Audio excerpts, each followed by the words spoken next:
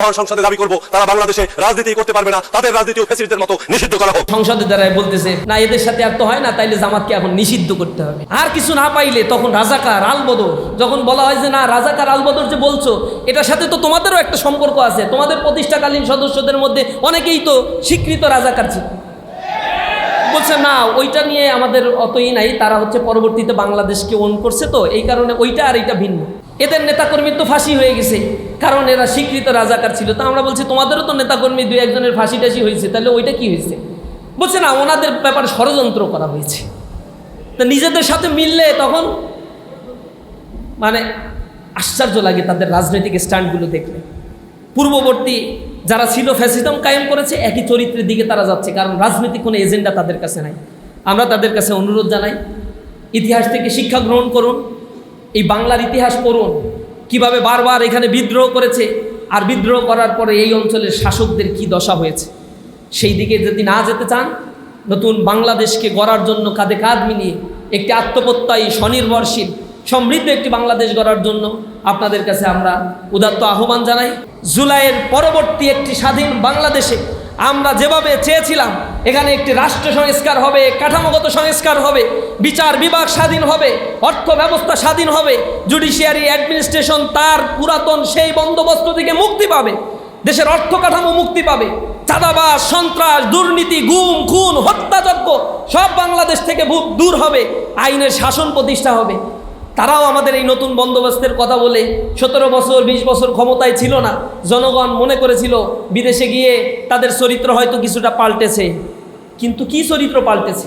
আগে বলেছে গণভোটে হ্যাঁ রায় দেন, কিন্তু এখন এসে বলে এগুলো আমাদের সাথে প্রতারণা করছে। আমরা ওই সময় হ্যাঁ এর পক্ষে কথা বলছি, না হলে এই নির্বাচন দিত না আর জনগণ আমাদের ভোট দিত না। কতটা বেঈমান আর কতটা প্রতারক।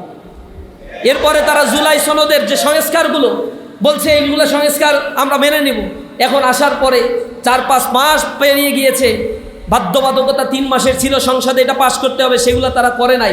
জুলাই সনদের ততটুকু তারা বাস্তবায়ন করবে বলে বলেছে যতটুকু তাদের স্বার্থের সাথে যায়।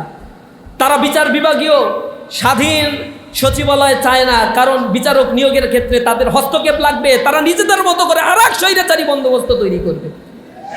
তারা চায় না এই রাষ্ট্রের কাঠামোগুলো সংস্কার হোক, তারা চায় না গুম খুন প্রতিরোধ অধ্যাদেশ বাস্তবায়ন হোক, তাহলে তাদের স্বৈরাচারী মনোভাব তারা আর বাস্তবায়ন কেন করতে পারবে না। তারা ব্যাংক রেজুলেশন অধ্যাদেশ নিয়ে টালবাহানা করেছে, বাংলাদেশের অর্থনৈতিক খাতগুলোকে তারা ধ্বংস করে দিচ্ছে, চাঁদাবাজির হাত বদল হয়েছে, 100 দিনের শাসনে 600 মানুষকে হত্যা করা হয়েছে, তার কোনো বিচার হচ্ছে না, নির্বিচারে দিনে দুপুরে মানুষকে কুপিয়ে হত্যা করা হচ্ছে, তাদেরকে আবার 2 দিন পরে জামিন দিয়ে দেওয়া হচ্ছে। আওয়ামী লীগ প্রকাশ্যে তারা অফিস খুলছে, মিছিল মিটিং করছে, আবার আমাদের সামনে নাটক করে, আওয়ামী মিছিল করে, এর বিরুদ্ধে তারাও দেই কর্মসূচি পালন করে। সরে সরে মাসতুতো ভাই হয়েছে এখন। আশ্চর্য বিষয়, তাদেরকে একদিকে জামিন দিয়ে দিচ্ছে, একদিকে তাদের অফিস খোলার পারমিশন দিয়ে দিচ্ছে, একদিকে তাদের কর্মসূচি করার পরে পুলিশ তাদেরকে গ্রেপ্তার করে না। অথচ আমরা এই প্রেস ক্লাবের এই মোড়ে দাঁড়ানোর জন্য 1-2 দাঁড়ালেও সেইখানে পুলিশ আক্রমণ করত, স্নাইপার দিয়ে গুলি করত, এরপরে কাউকে ধরতে না পারলে মামলা করে গণহারে গ্রেপ্তারের অভিযান তারা পরিচালনা করত। আওয়ামী লীগ মিছিল করে, তাদের নামে কোনো মামলা হয় না, মনে হয় মামা খালুর মানে একটা আবদার। আশ্চর্য বিষয় আমাদের কাছে মনে হয়। আবার বলে যে না তারা গোপনে করে, কিভাবে ধরবো? আবার মন্ত্রী স্বরাষ্ট্রমন্ত্রী অভিনয় করে, চমৎকার অভিনয় করে, বলে একটা দলের তো 23 তারিখে তাদের প্রতিষ্ঠাবার্ষিকী। খুব আশ্চর্য হয়ে বলছে একটা দল বলতে কোন দল? নিষিদ্ধ ঘোষিত। হ্যাঁ এইটা বলে মিডিয়ায়। এইসব বিষয়ে বাতেলা মানুষ বুঝে না। তোমাদের শব্দগুলো, তোমাদের কর্মকাণ্ডগুলো জনগণ এখন বুঝে গিয়েছে। এর আগেও ক্ষমতায় থাকাকালীন সময়ে এই দেশকে তারা দুর্নীতিতে চ্যাম্পিয়ন করেছিল, এই দেশকে তারা করদ রাজ্যে পরিণত করার জন্য কনস্পিরেসি করেছিল। আজকেও আমরা দেখতে পাচ্ছি কার ইন্ধনে, কার সাথে মুসলেখা দিয়ে এসে এই বাংলাদেশকে আবার নতুন বন্দোবস্তের যে সূচনা আমরা চেয়েছিলাম তা থেকে এই বাংলাদেশকে অন্য একটি খাতের দিকে নিয়ে যাওয়ার জন্য কারা চেষ্টা করছে, কিভাবে চেষ্টা করছে। সুতরাং এই পলাশির আলোচনাগুলো ইসলামী ছাত্র শিবির তার প্রতিষ্ঠা লগ্ন থেকে বাংলাদেশের ইতিহাসের এই ধারাপাতগুলোকে, রেখাগুলোকে অঙ্কন করার চেষ্টা করে, জাতির সামনে, যুবকদের সামনে, জাতির মানুষের সামনে এটা উপস্থাপন করার চেষ্টা করে। আমরা আমাদের দেশকে ভালোবাসব। এদেশের সার্বভৌমত্ব কোনো বক্তব্য বিবৃতির মাধ্যমে আসে না, এদেশের সার্বভৌমত্ব আসে যখন এদেশের অর্থ ব্যবস্থা, রাজনীতি, সংস্কৃতি, সমাজনীতি সব কিছুর মধ্যেই একটি আন্তরিকতা, প্রচণ্ড দেশপ্রেম, দেশের জন্য জীবন দেওয়ার মানসিকতা একটা জাতির মধ্যে যখন থাকে, সে জাতি তখন উন্নত হতে পারে। আমরা সেই জাতি গঠনের জন্য ইসলামী ছাত্র শিবির কাজ করছি। আমাদের মিশন এবং ভিশনকে আমরা নির্ধারণ করে দিয়েছি, সমৃদ্ধ বাংলাদেশ গড়ার লক্ষ্যে সৎ, দক্ষ, দেশপ্রেমিক নাগরিক আমরা তৈরি করতে চাই। আমরা এদেশে এমন কোনো মানুষ তৈরি করব না যারা এদেশে জন্ম নিয়ে এই দেশ থেকে বিলিয়ন বিলিয়ন ডলার পাচার করে দেয়।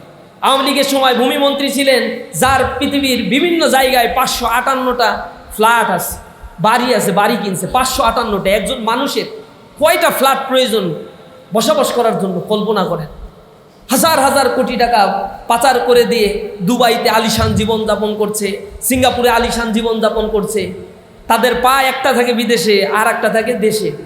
যখন কোনো বিপদ বাধে বিদেশে চলে যায়, আর কিছু টাকা পয়সা দিয়ে এই দেশের কিছু নেতাকর্মী আছে তাদেরকে রাস্তায় নামায়। তাদের ছেলেমেয়েরা সব বিদেশে পড়াশোনা করে, চিকিৎসার প্রয়োজন হলে সাথে সাথে বিদেশে চলে যাবে। অথচ এ দেশের সরকারি স্বাস্থ্য খাতের এত দৈন্যদশা, জনগণকে বলে তোমরা নাকি মালিক, আমরা নাকি দেশের মালিক। আর এই মালিকদের সাথে যে আচরণগুলো করে এই দেশের প্রজারা, গণপ্রজাতন্ত্রী বাংলাদেশের সরকার, এই প্রজারা এ দেশের মালিকের সাথে যে আচরণ করে, এই দেখলে পূর্ববর্তী যারা রাজারা ছিল তারা হাসে আসলে, যে কপাল ভালো, এই প্রজা আর রাজার সংজ্ঞাটা আমাদের সময় এমন ছিল না। আমরা নাকি দেশের মালিক, আমাদের টাকাগুলো লোপাট করে নিয়ে যাচ্ছে ব্যাংক থেকে। প্রতিকার চাইতে গেলে আমাদেরকে আবার জল কামান মারে, আমাদেরকে আবার বের করে দেয়, বলে জামাত আর শিবির তোমরাই এসে এখানে প্রতিবাদ করতেছো। তা আমাদের ব্যাংকে টাকা রাখলে আমরা প্রতিবাদও করতে পারবো না, আমাদের ট্যাগ দিবে। কাছে ইতিহাসের এই খোরাকে উপাদানকে পৌঁছে দিয়ে এ দিয়ে যে আমাদের স্বাধীনতা, আমাদের অখণ্ডতা, আমাদের স্বাতন্ত্র্য, আমাদের জাতিসত্ত্বা, আমাদের মূল্যবোধের যে একটা বিশেষ পরিচয় আছে, পলাশীর বিশ্লেষণের মধ্যে, আলোচনার মধ্যে, পলাশীর ঘটনার শিক্ষার মধ্যে কিন্তু সেই উপাদান, সেই আলোক রয়ে গেছে। এই জন্য ইসলামী ছাত্র শিবির সময় উপযোগী এই আলোচনা সভার আয়োজন করে আমি মনে করি গোটা জাতির কাছে একটি ঐতিহাসিক দায়িত্ব পালন করেছে। সম্মানিত সুধীবৃন্দ, আমরা হয়তো ভাবতে পারি যে অনেক দিন আগের পলাশী,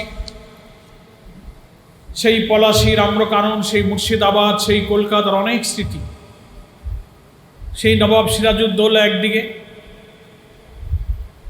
আবার অন্যদিকে মীর জাফর, ঘোষেটি বেগমদের স্মৃতি একদিকে।